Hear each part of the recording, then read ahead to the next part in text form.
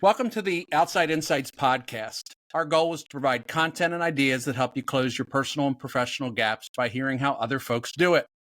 I'm your host, Chris Burkhardt, and today we're thrilled to have Scott Beale on the show. Welcome to the show, Scott. Thanks, Chris. Pleasure to be here.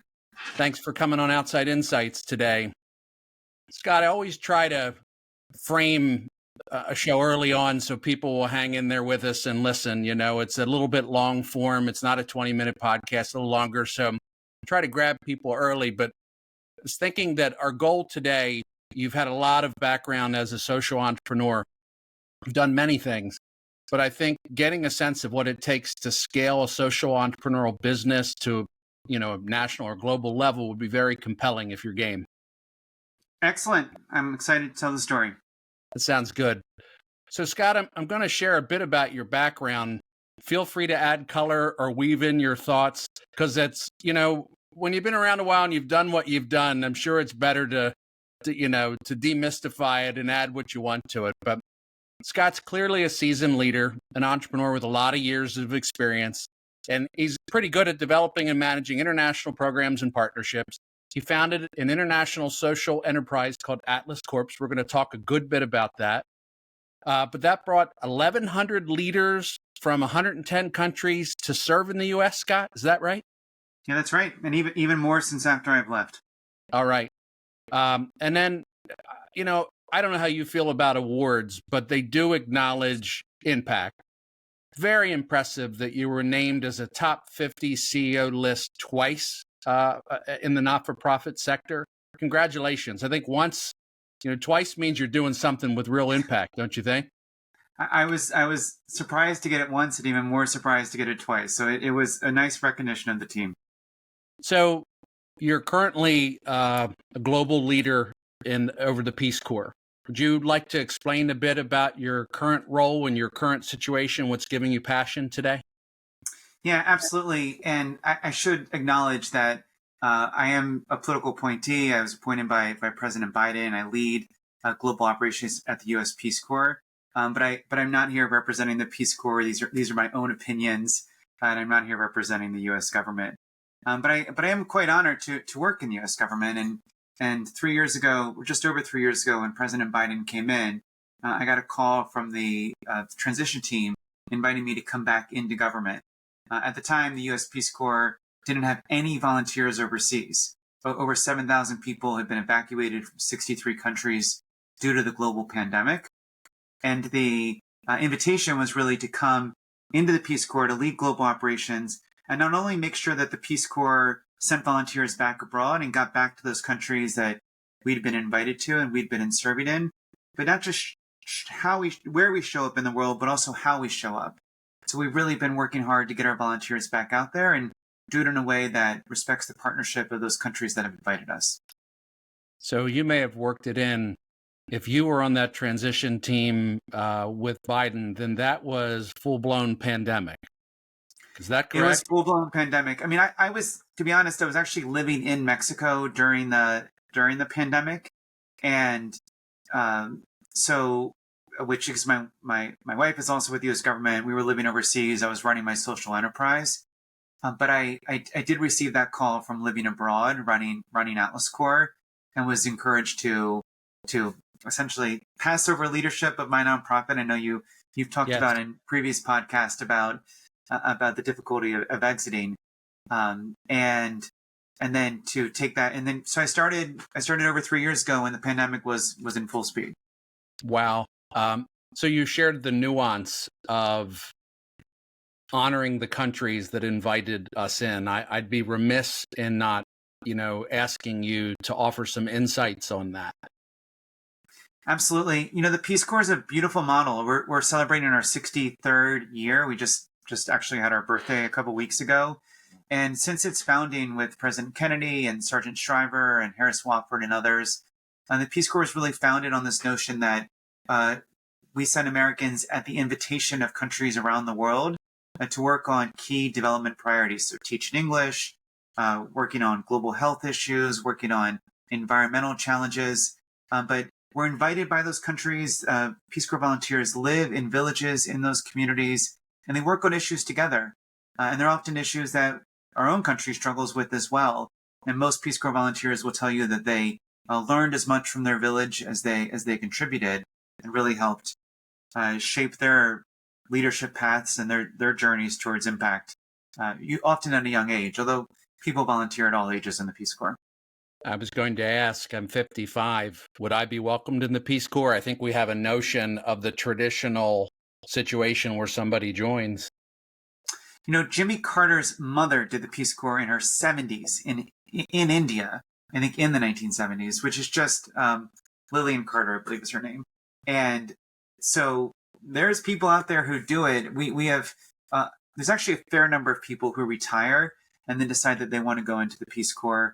And we have a program that's actually geared towards professionals, people to serve overseas for 3 to 12 months, who maybe are in between jobs and want to leverage their skills and experience.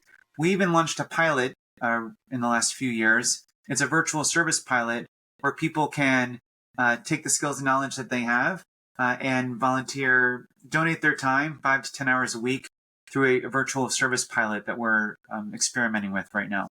Yeah, I saw that, and just in preparation was really curious about that. I think it fits the nature of what maybe technology and the pandemic created, right? It wouldn't surprise me if almost any business model or service model is adapted to some sort of over-the-internet delivery system. So that makes sense. Does that make it easier for people to volunteer, to match them to welcome projects? Certainly. I mean, one of the challenges with the Peace Corps is that you have to medically clear before we send you overseas to a village for 2 years. It's probably even more difficult for the retirees. Yeah. But it's true of people of all ages who may not just be able to be in a position for medical reasons, for family reasons. You know, I have 2 kids. I'm not in a position right now to go volunteer overseas for 2 years, but I would love to be able to use my experience and skills to help communities abroad. Again, at the invitation, countries will invite Peace Corps to provide people with certain skills and experience, and virtual. To be honest, it's a very small part of the Peace Corps. It doesn't replace the in-person volunteer program, but it's a great complement to the in-person volunteer work. Scott, one of the great parts about having a discussion like this is just the ability to ask follow-up questions based on the dialogue, and you know, as an entrepreneur, I'm fascinated with leaders I had to create my own world in order for my values, for my leadership style to work. And I just, again, I loved how you opened, and these are your own ideas, and I understand that the role that you're in, but how different is it to lead in the government versus Atlas? Just to compare and contrast a little bit, if you find that interesting.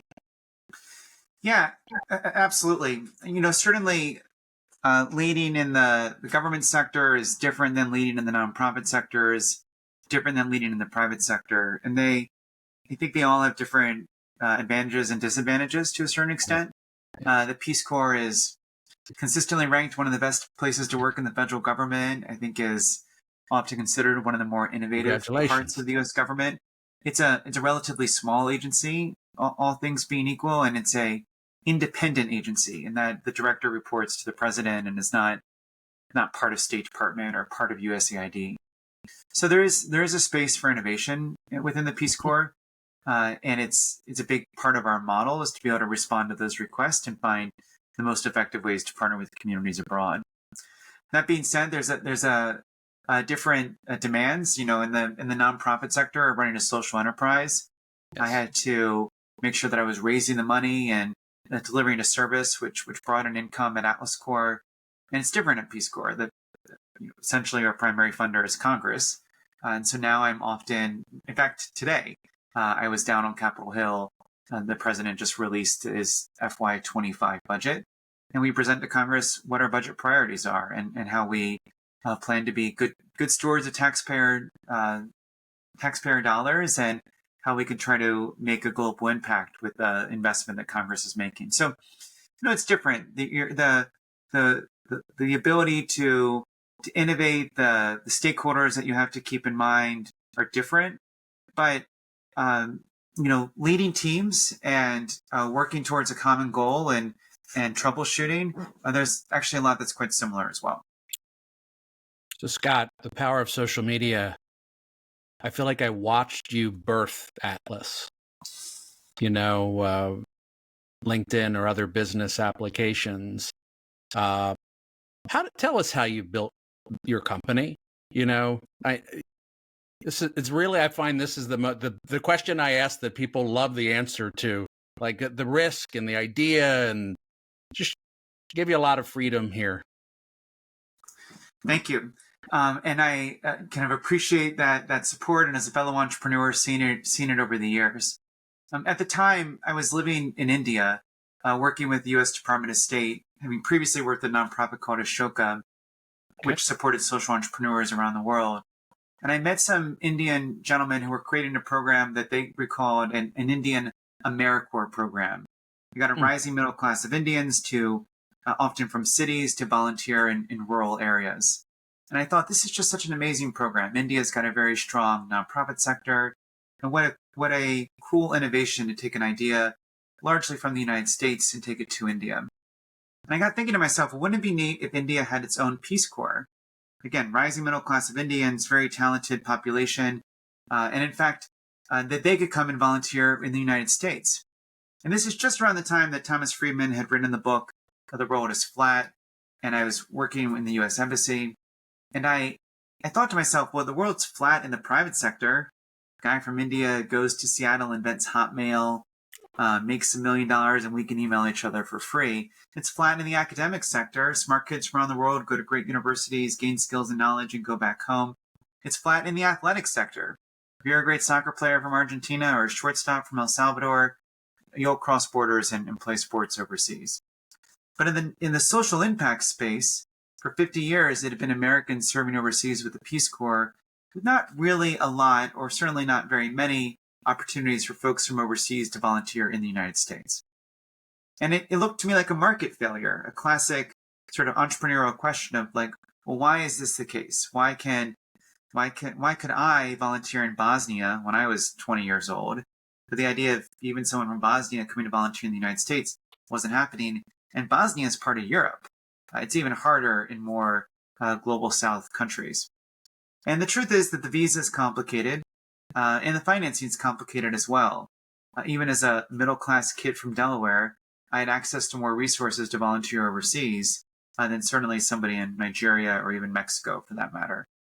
And so I saw this opportunity that I could create a nonprofit that would identify the world's most talented leaders, bring them to the United States to learn from U.S. organizations, share their perspectives, but also that U.S. organizations could benefit from that. And that the individual overseas would be willing to volunteer their time or take a limited stipend to receive the experience. And the organization in the United States will be willing to pay cost share to receive that talented individual. Like the insight that I had was that talent exists everywhere in the world, but opportunity does not. And so if you could find those talented people and give them an opportunity to come to the United States, both sides could really benefit from that equation. And it just simply economics, there wasn't a marketplace for it. There wasn't an ability for those organizations to receive that talent, because unlike Microsoft, who could sponsor an H-1B visa, the idea of a homeless shelter in DC doing that is close to impossible. Yeah. And so I left State Department with that vision of creating this core of leaders. We did it first from nonprofit leaders from India and Colombia, but then over 15 years expanded it. And over 1,000 leaders from over 100 countries came as Atlas Core fellows and scholars to share their knowledge, to learn from U.S. organizations, also really to learn from each other. That networking, I've heard you talk about in the past about how entrepreneurs can learn from other entrepreneurs, and sometimes that's very, very helpful and unique. But it's also true with social impact leaders, even global social impact leaders. You can learn what somebody's doing. You're in Mexico, you can learn what someone's doing in India, and it's even better than what you're reading in the books. And so that was the genesis of the idea and the social enterprise that I launched. It's always lonely at the top, no matter what the top is, right? And the top doesn't have to have a lot of layers, doesn't have to be a big mountain to be at the top. It's just lonely. I there's so much I liked in what you just shared. You know, being in the business of global staffing, the world is trying to figure out some of the same concepts that you're figuring out. Is like, you know, how do I create a frictionless society where people can move across borders and do work?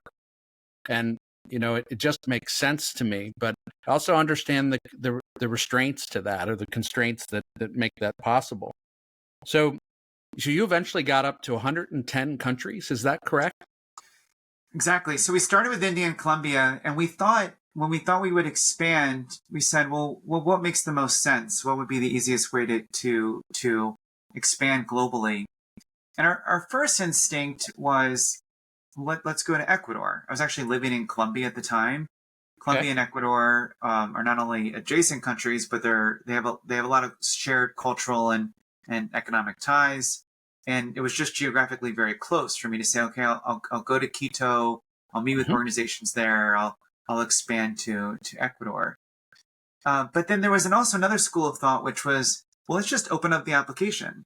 I mean, it's a website. People can apply from all over the world, and let's see what we get. So we decided to do both. We would invest some time and resources in expanding to Ecuador, but we would also open up the site really without advertising and just see if we got interested applicants that could meet our criteria and that we could verify their experience and background. And it was amazing because in our third class of fellows, we ended up getting a leader from Nigeria, a leader from Pakistan, and we didn't even get a leader from Ecuador. It wasn't until through referral, or just the web, or was that experiential, or you know? It was mostly referral in the beginning / the web. So having previously worked at Ashoka, this global network of social entrepreneurs, there were a lot of people in Ashoka that loved the idea of Atlas Core, and so they talked about it because just the powerful idea that you don't need to be a U.S. citizen to have a monopoly on good ideas, that people all around the world can make a difference. Another huge advocate of ours were Peace Corps volunteers. People who had served overseas, they met people overseas that wanted to volunteer in the United States. And when and I had not served in the Peace Corps. I had no affiliation with the Peace Corps at the time, but the returned Peace Corps volunteer community believed in Atlas Core, and they really spread the word very, very widely. And to be honest, we didn't have a lot of competition.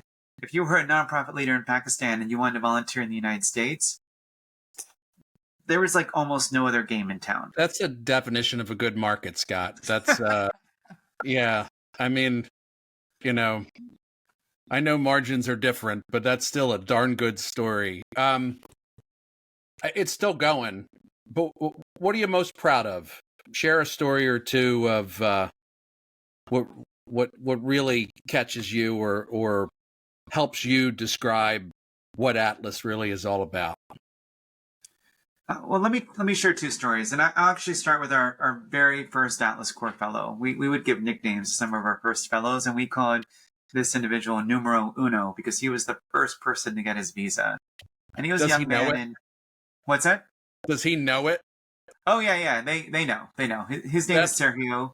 That's even more fun.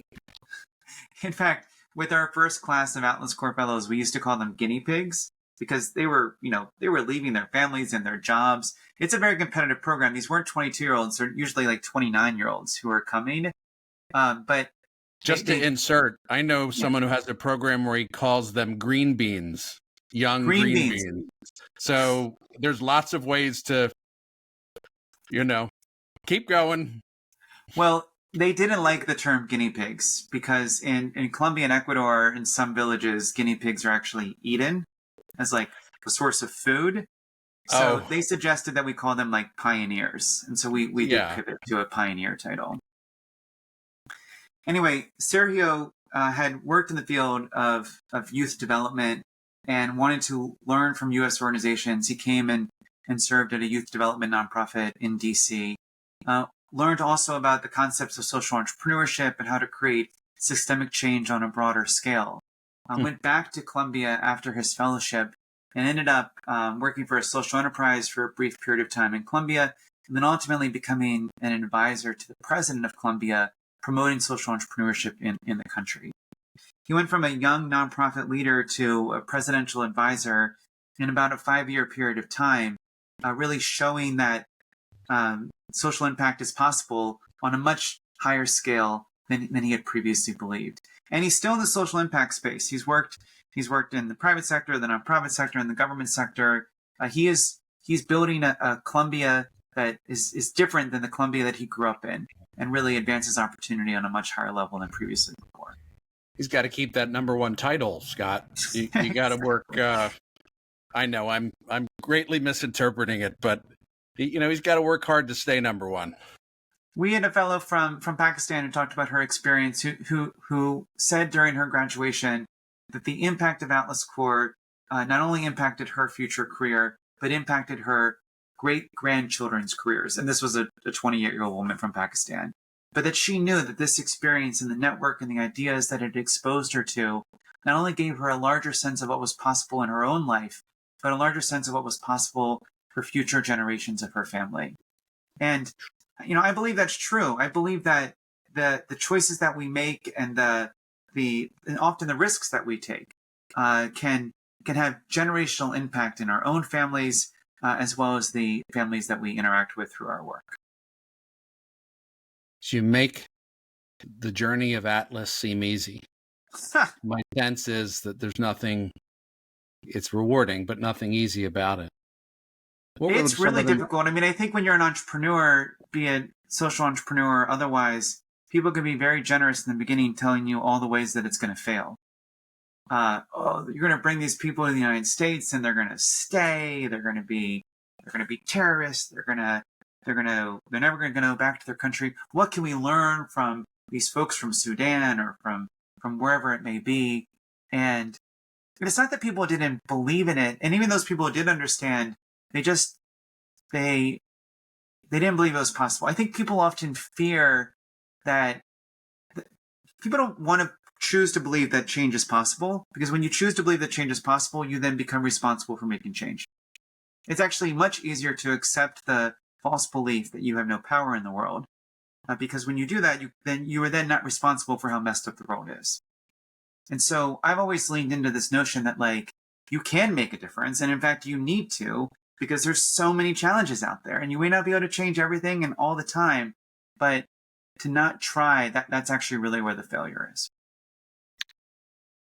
I was thinking when I started my business many, many years ago, I was sitting at the Thanksgiving table, and my grandmom announced to everyone, "What are you doing?" "Grandmom, I started a business."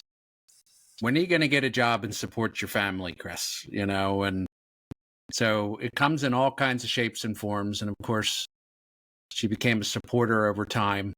But I still think it's hard for people to understand the risks that you take, that the fact that you saw the world that way, that you saw an opportunity to do good or to fix some things or solve some things. It is easier for people to stay in their lane. You're right. Yeah. And it would be nice if they wouldn't. That is for sure. So in getting to know you a bit, I know you care about leadership. I know that you have a desire to write about it, to speak about it, to think about it. How'd you cut your teeth on leadership? And maybe what is leadership to you? Thanks. It's definitely a topic that I care a lot about, because I feel like I've benefited from mentors and from coaches and from peers and parents who have really taught me a lot about leadership and social impact, and how to take risks, how to build a core of people who do believe in you, who do want to support you, and to make it possible. I grew up in Delaware, Chris, as you know, and both my parents were teachers in Delaware. My grandfather was a teacher at the University of Delaware as well. And so I've always had this disposition towards education, but also disposition towards developing others, and seen that in my own family. I've seen the opportunities that education has been able to provide me, and going to college in DC and grad school at the University of Delaware. And so it's been something that I've benefited tremendously from, and have tried to pass on to others. Um, for me, I think leadership, well, at least in the space of social impact leadership, it's been a journey of working with other individuals to find out, or for myself, what I was most passionate about. Um, Becoming comfortable with asking for help, becoming comfortable with making mistakes as a part of learning and as part of making a difference, and try to do the same with others, in understanding what makes them come alive, what makes them, what are the causes or the work that they're so most passionate about, and what are the areas that they're trying to strengthen in their own. So whether it's becoming a better communicator, whether it's becoming more organized, whether it's trying to make your business model more sustainable. There's a lot of different aspects of leadership and entrepreneurship that folks can develop, and that I've been able to refine over the years in my own entrepreneurial journey. So the asking for help was one of the hardest things for me, Scott. I felt like I was supposed to know the answers in the beginning. Compared to today, I'll ask anybody for help because I think you learn along the way that, the more you know, the more you need to know, right? In the beginning, I thought I was expected, I had to know the answer. No, now I just need to be able to get the answer. Yeah, that's a good way of putting it. Yeah, it's right. It's just, you just have to be able to get the answer. And you don't know it's okay early on in your leadership career to say, I need some help on that. Or do you feel like it's maybe something you're supposed to know, like you're not in the club with that inside information? And I guess that's experience and confidence. I think it's a lot of confidence. Just to sort of confess, I think especially as a young entrepreneur, especially previously as a young entrepreneur, or as a new entrepreneur, you feel that you need to fake it till you make it, or you need to be able to instill confidence in donors or investors or people who are coming to work for you. So I don't mean to make light of the importance of being confident and being able to articulate a clear vision and mission, and also being technically adept at the work that you're setting out to do. So you need to be able to be sufficiently talented, right? But also confident in that, knowing that you don't need to know everything. And then trying to look like you know everything actually can undermine what you do know, and can undermine where your real talents actually and skills lie. I think, hopefully you'll agree. Maybe it's better radio if you disagree, but I think you will agree, and it'll still be good radio. I think in the early days, people feed off of our energy. They feed off of our story. They get caught up in what we hope to achieve. They probably see that we're a bit naive. They see that they maybe even understand the risks or don't care about the risks that we're taking in the same way that we do. So I think in the beginning, they just decide they're going to bet on you. Whether they're just going to give you a shot because they like you and they believe in your story. Now, I think over time, I think authenticity, and maybe that's still authenticity in an early stage, but I think authenticity is so attractive in all leadership, in all stories, because our hair doesn't stand up on the back of our head like, oh, I don't trust this human. Like that through that authenticity, I feel like I trust them. I may not understand them.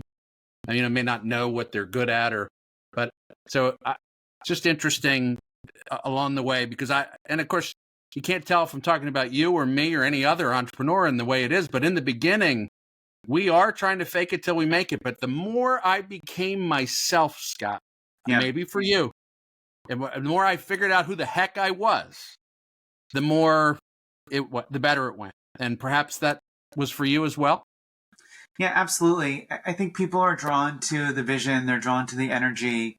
They're drawn to, in the case, particularly in the social entrepreneurship space, that wanting to buy into a different version of the world, a different view of the way the world can be, a different view of our role in the relationship challenges that exist in the world.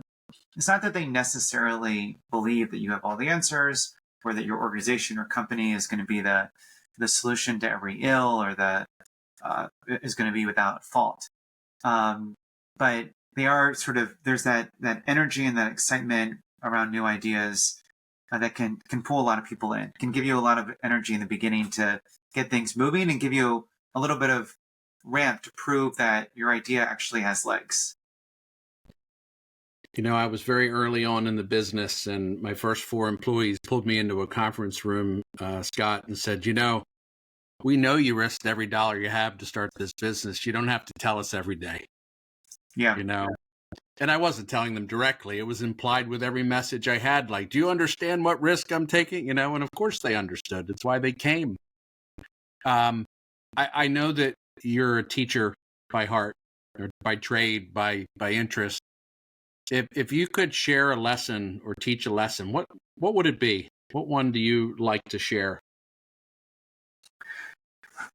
I think one of the most important lessons that I try to share with students, actually was speaking to a class of students earlier today, so this is fresh on my mind, is that just the importance of being comfortable and confident enough with yourself to be able to take risks.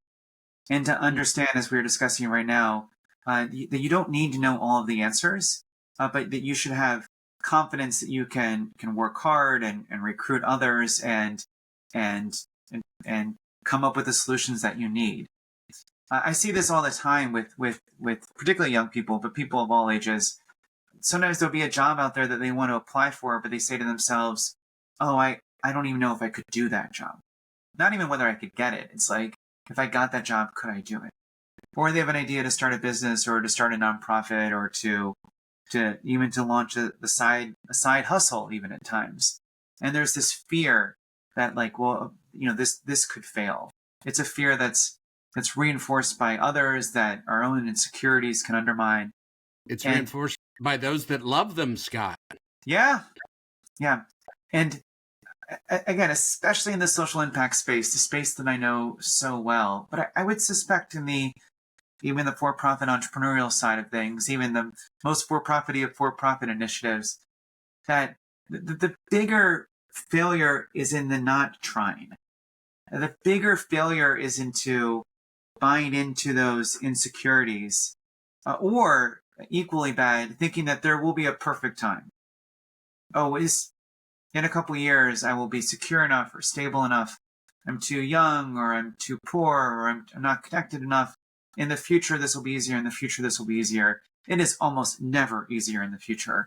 And so just encouraging people to take risks, to believe in themselves, and to understand that failure in trying something new really isn't the worst thing. The worst thing is having regrets of what you didn't try earlier in life. So if my dad were here, Scott, he would be jumping in saying, what you guys are missing in this dialogue is, it's wonderful, first of all, and everything's right, but it's because we have to help young people get to know themselves.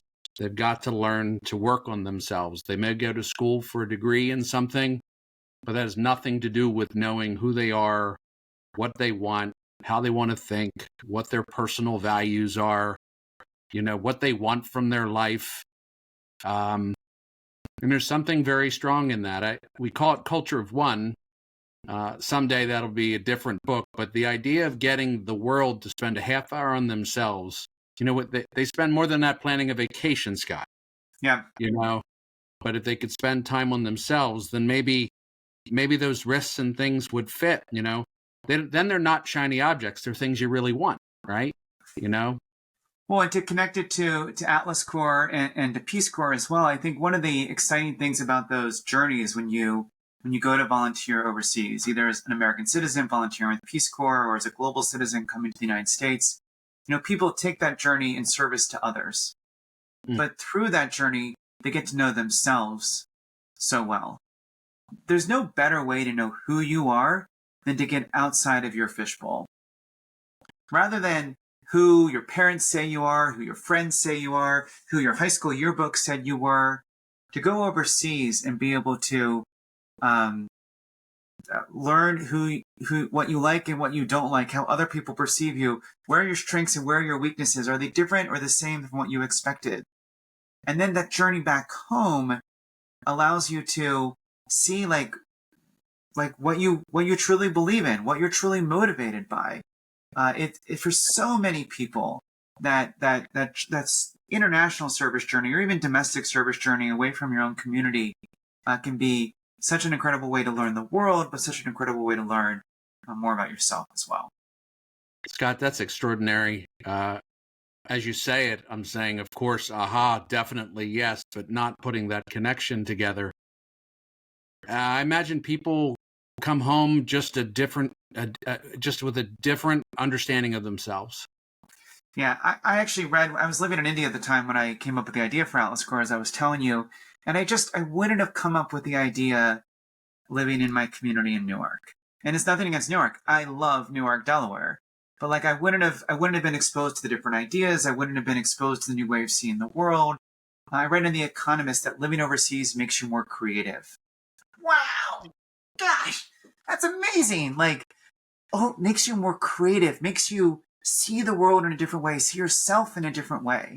And that can't always be achieved through tourism, right? Sometimes, maybe. But and it doesn't even have to be international. You probably could move to a different state or a different community and sometimes get the same experience. But for me, it definitely made me see myself in a different light. It's got to make the world a better place, right? You know, it's a little less of my hometown is the best. The way we do things is the best. Not trying to draw you into anything there in particular, other than that, is it ecomaniacal? Is that the word, or it's not? I think it is. It's the more you're exposed to other things, the more you understand and appreciate yourself and the world you live in. A different perspective. I think that's incredible, and we should do more of that. I do have to say, I've traveled around the world. I've lived in eight different countries. I love Delaware. Like I think Delaware is one of the best places that's out there. But it does allow you to understand what you like about your community. It does allow you to understand what is so great about it, and also where are the shortcomings. So it gives you just a different perspective. Our motto at Atlas Core was "Change your perspective, change the world," and our logo is actually an upside down globe, because there's no reason why the globe is the way it is, except Brits made it, so England's in the top middle of the maps. Of course. And as a chess player growing up as a kid, I remember early on learning that if you had the opportunity to sit in your opponent's seat in a chess match, to turn the board around, not only could you see their strengths that you couldn't see from where you were sitting, you could see your weaknesses that you couldn't see in your own chair. And living abroad, State Department, Peace Corps, Atlas Corps, programs like that, businesses, whatever it may be, allows you to change the chessboard and allows you to see opportunities that you otherwise would have missed. It's extraordinary. The imagery of where Great Britain is such an example of everything you're talking about. It's wonderful. I always ask folks, Scott, books you're reading or books you recommend, books you gift, whichever fits. Yeah, absolutely. I mean, the two that are immediately coming to mind are both books from a couple years back, but there's a book a few years ago that I read called Ministry for the Future. Kim Stanley Robinson. Actually, I think President Obama put it on his favorite books from either 2019 or 2020. And I think pre-pandemic. And it's a science fiction book. I love science fiction because it allows you to think about the future in ways that you may not have otherwise. And I'm not a tech guy per se, but I find science fiction fascinating. And I think this book, Ministry for the Future, is one of the best books at looking at some of the climate challenges we face in the world and what the near future could look like. And then just to say one more, although sure, of course, even a little bit older, David Bornstein is an author who wrote a book called How to Change the World. And it's one of the early books on social entrepreneurship that was really just super inspiring for me, and one that I still gift to people. So we will make sure that in the liner notes of the show, the folks can see those and figure out where to grab them if they want to. But that's excellent. So obviously in pre-show prep, I see that that you tend to do some ultra sports. Would you say that's, the world's curious about folks that are in the 5 a.m. club and how they take care of themselves or what their biohack strategy is. But for me, is you're a busy person. You've got a lot going on in life, a lot of shareholders. How do you take care of yourself? So I've done an Ironman 70.3. I've done a handful of triathlons, and I've done a lot of running, even more than biking and swimming. I really do love to run. And for me, running on one hand is the most efficient form of exercise. I mean, it's a sneakers and 45-minute activity that you can do almost anywhere in the world, and it's pretty easy in that front. As somebody Unless spends a lot you're a of time. Clydesdale, Scott. See, that's the with defensive linemen don't run that much. Not that I don't, but I that's the challenge. I'd have to be in the Clydesdale category. I've seen folks. It's the other thing about running too is folks of all sizes and shapes and backgrounds. Right. Do it. You're right. You go out there and you do the Marine Corps Marathon in DC or the Philadelphia Marathon, and you even just cheering on a marathon, you can't help but be inspired when you see all the shapes. I see folks out there running and I'm like, man, it's probably harder for that person to run this marathon than me because they're like twice my size or understood. Or they're twice my age in some cases, right? So I love to run. I mean, I get injured as well, and so that can be frustrating. But for me, the physical and mental benefits of exercise in general, but particularly running, is something that I love.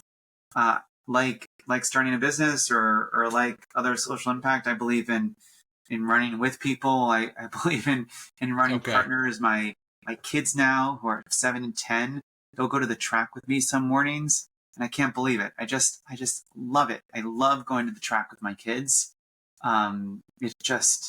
It's very, very rewarding. But I think it's what people love. You just need to prioritize it. You need to prioritize your health, and I've tried to do that over the years.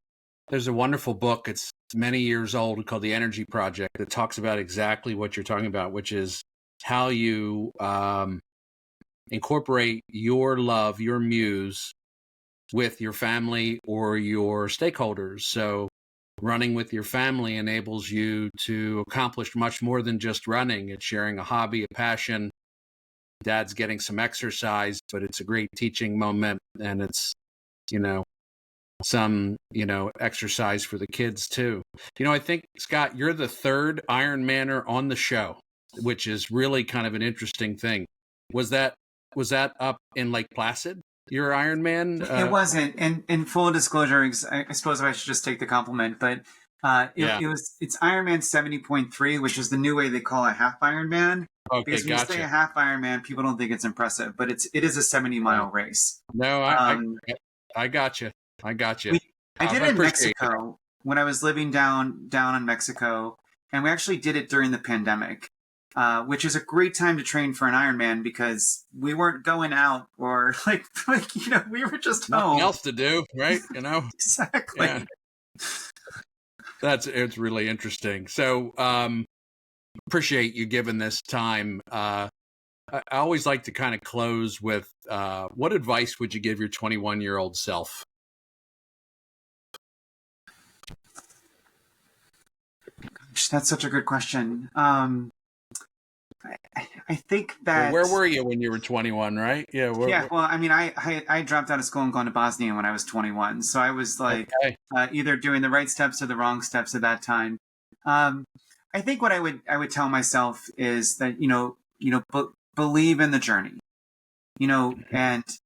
and different times in my life, I've had different definitions of where the destination was.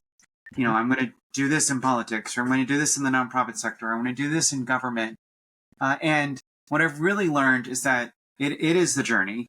It's often the people that you have with you on the journey that really matter the most. And probably would have told myself to worry a little bit less about the destination and really to stay focused on the journey and enjoying it while doing it. That's great advice, Scott, for yourself and for the audience. What are you going to be doing next, Scott? What's coming up for you? My wife's a U.S. Foreign Service officer, so her next assignment is in Vietnam. So we're going to head to Southeast Asia.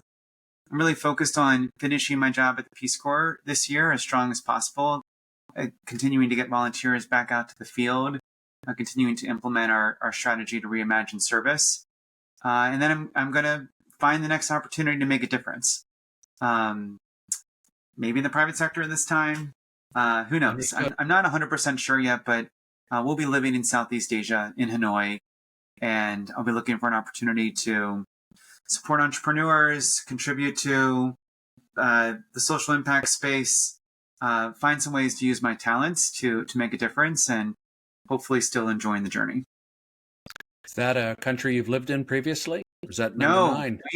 I've been to Vietnam. I've been to Ho Chi Minh City, to Saigon in the south, but I've never even been to Hanoi.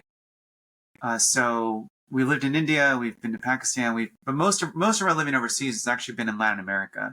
So Southeast Asia will be a new experience for us. So Scott, we've covered a lot of ground. Are there any messages or topics that you want to bring us home with?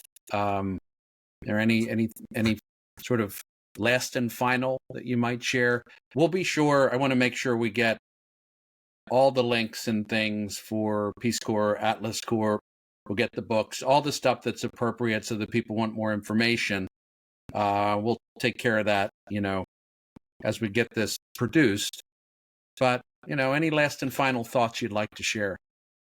Sure. I think just, one message for the listeners and then one appreciation for you. I think for the listeners to really, believe that the impossible is possible. When you think about that business you want to launch, or the way you want to grow your enterprise, or the journey that you want to take as an individual, like, look, it is possible. You're 50 years old in Delaware. You can go do the Peace Corps. You're wherever you may be listening to this around the world, you can start that business. Like, just to make those dreams, and like to actually take those steps and take that journey, not knowing if it'll succeed or how it'll look, but to not just year after year hope that you can do X. Like, now really is the time to try to take those steps and to take those actions. So I hope that's been really successful for me. I've failed plenty of times along the way.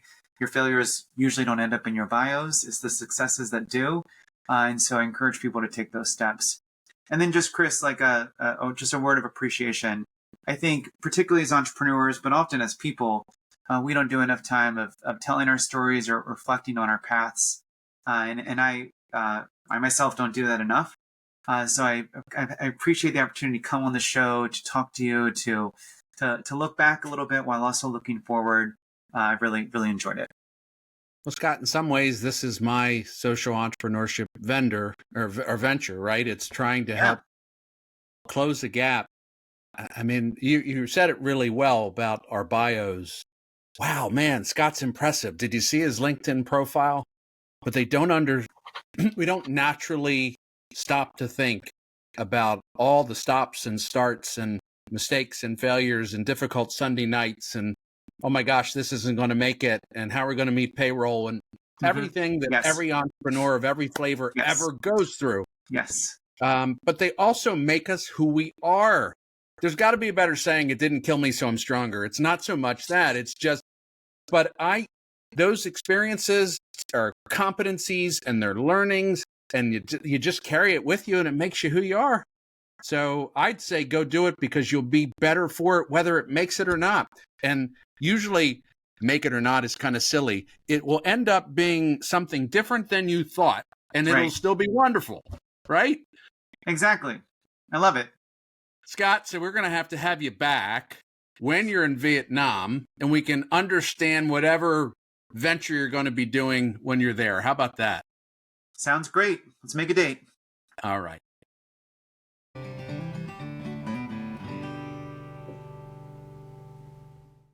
Last year, my dad, Alan Burkhardt, and I released our book, Opposite the Crowd.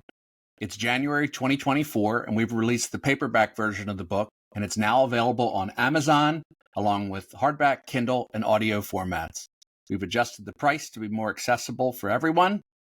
On Audible, it will cost you a credit or you can pay outright. If you'd like to get the audiobook a little cheaper, you can look at Spotify and other outlets that sell audiobooks. We have the links to where you can find it in the show notes, so take you straight to it. And opposite the crowd, if you want the life you want, you got to know who you are.